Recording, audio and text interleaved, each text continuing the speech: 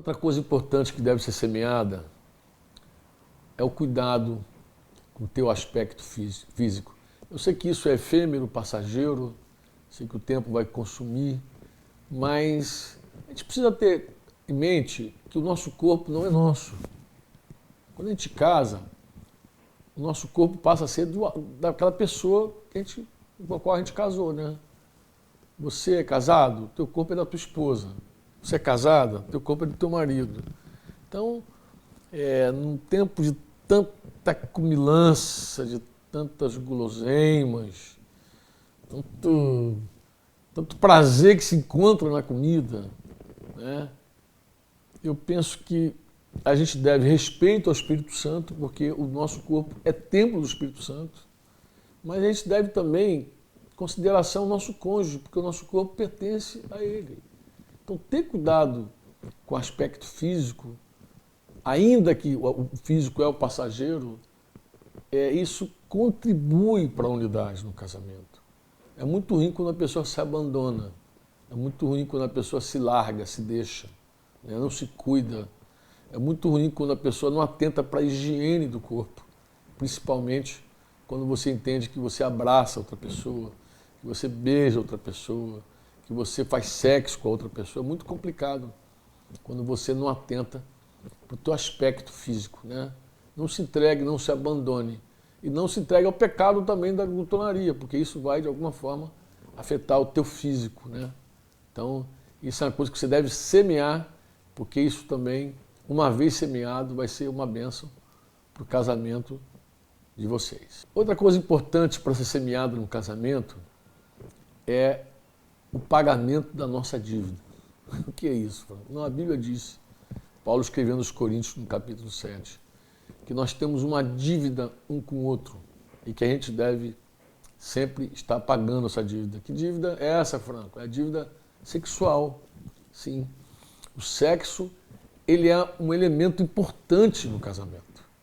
Por isso que o casamento, ele tem essas bases, homem e mulher, que tem que ser homem e mulher, Deus não casa homem com homem, Deus não casa mulher com mulher, então é homem e mulher.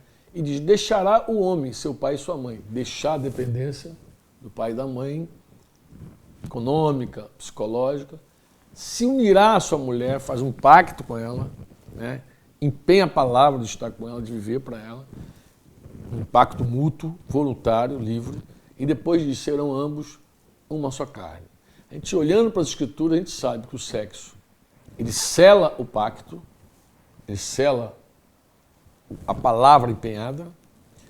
A gente sabe que o sexo, ele é também para procriar, para gerar filhos, mas o sexo também, ele é para recriar, ele também é para o lazer do casal, para o prazer, para o conhecimento mútuo. E isso, segundo as escrituras, é uma dívida que a gente passa a ter um com o outro. Então é muito importante você ter atenção com esse lado. Eu estou com 51 anos de idade e já pastoreio a Igreja do Senhor há mais de 28 anos. Que eu lido com gente nesse relacionamento. Nos últimos anos, eu comecei a ver um problema novo no meio da igreja. Qual é o problema, Franco? É videogame. Muitos homens estão embaraçados com esse negócio chamado videogame. Então o cara leva lá o videogame para casa e se entrega aos jogos. Antes o cara ficava pela madrugada vendo filme, agora é jogo. E muitas vezes ele abandona a esposa para ficar jogando videogame. Então eu quero deixar essa nota aqui no Conexão Eclésia. Você se liga, amado. Então isso é uma outra coisa que se deve ter atenção. E semear. Pague tua dívida. Em nome de Jesus. Próxima coisa que se deve semear. Uma agenda única, predominante. Eu sugiro, aconselho que seja a agenda do teu marido. Por quê? Porque a mulher está debaixo da missão do marido. Daí a palavra submissão. Logo, o marido deve ter uma agenda e a esposa deve sujeitar a agenda dela a essa agenda do marido. Uma coisa que gera muita divisão no casamento é quando o casal tem agendas separadas, estão divididos, projetos separados, coisas separadas. Isso não é legal, isso não produz unidade. Então deve haver uma agenda do marido. E a mulher deve procurar fazer as coisas de acordo com essa agenda. Ela faz a agenda dela baseada na agenda do seu esposo.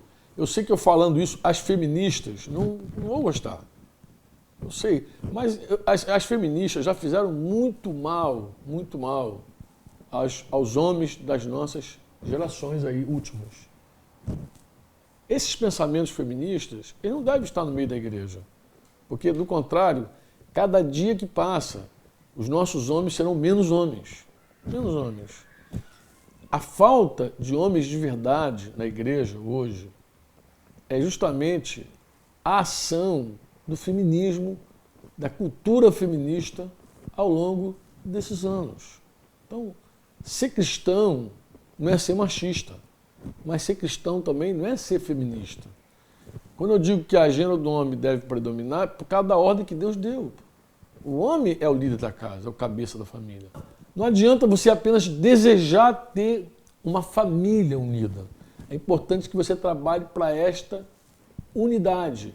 É muito ruim quando nós fazemos declarações ou fazemos orações e na hora de ter a ação, a nossa ação não está de acordo com a nossa oração, né? A gente ora a Deus e pede a Deus unidade na família, mas chega na hora H, na hora do vamos ver, na hora de cooperar para a unidade, nós fazemos coisas que dividem. Próximo ponto é aquilo que eu chamo de atualização do casal. Nós precisamos estar sempre atualizados. É muito ruim, em qualquer relação, principalmente na família, a gente trabalhar com o retrato velho da pessoa, aquela coisa antiga. Ou então, a gente não conhecer os pensamentos, os upgrades que as pessoas dão na sua mente e na sua vida. É muito importante a gente estar se atualizando em tudo. Use bem toda a comunicação que você tem. Use bem o teu celular, né? Se teu marido está no trabalho, em alguma viagem, te liga, não dê respostas curtas a ele. E aí, bem, tudo bem? Bem.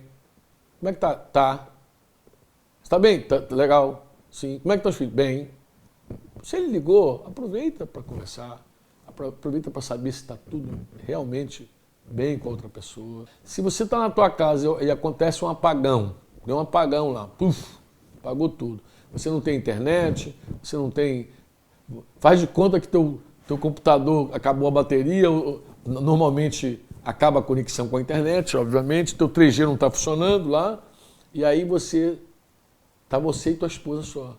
Se isso ocorre e fica os dois em silêncio, significa que vocês não são amigos. Porque vai haver um tempo da vida de vocês, depois de alguns anos de casado, que o que vai mais fundamentar e também aquilo que vai mais ser necessário para seguir adiante é a amizade. A amizade é aquilo que vai dar continuidade. Você já viu aqueles casais que após terem criado filhos, eles se divorciam, se separam? Porque a única coisa que eles tinham em comum eram os filhos, agora não tem mais nada em comum, cada um para o seu lado. Por que isso acontece?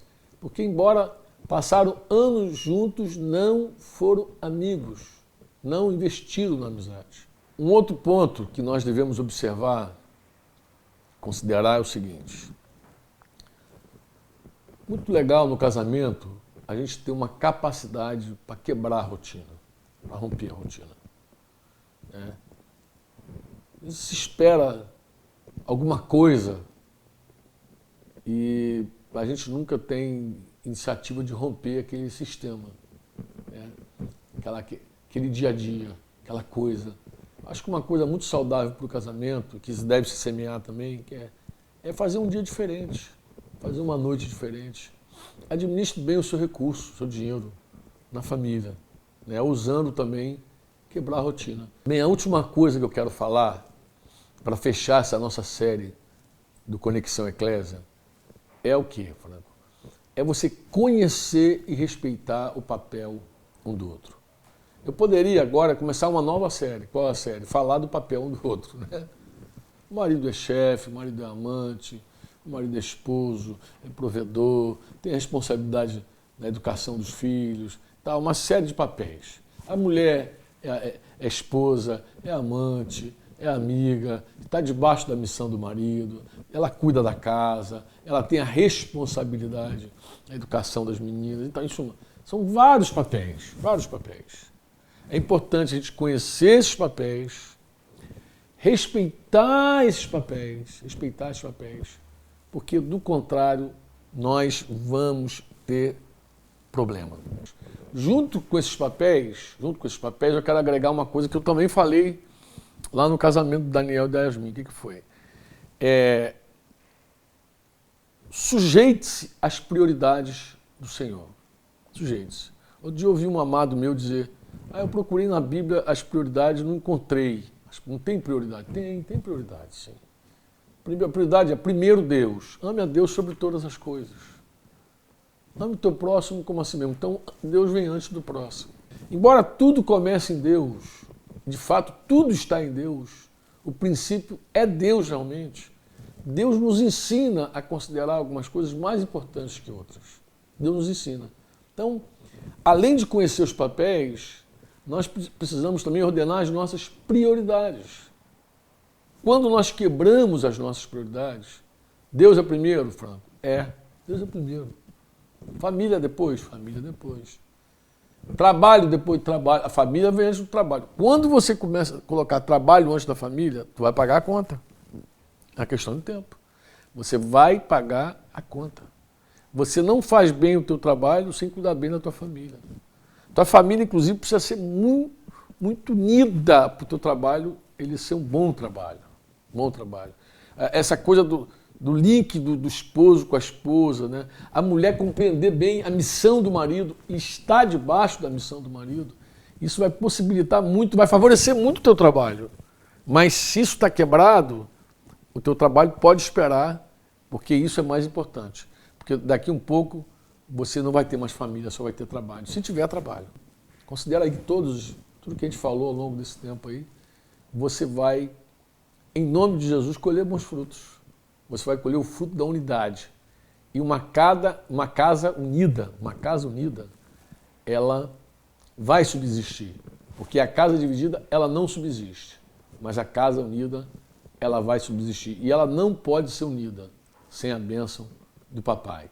E para ter a bênção do papai, você precisa dar também debaixo dos princípios que o papai estabeleceu e da ordem que ele deu para cada coisa. Nossa fé, a nossa esperança, a nossa confiança é de que você vai colher bons frutos nesse campo chamado família, nesse teu casamento, que com certeza Deus quer abençoar, ok? Um beijão no teu coração e não deixe de estar conosco aqui no Conexão Eclésia. Lembre-se que o propósito desse ministério, desse blog, é cooperar com o corpo de Cristo. A gente não quer levantar aqui nenhuma bandeira denominacional, a gente não quer fazer nenhuma apologia a algum grupo, a algum ministério, não.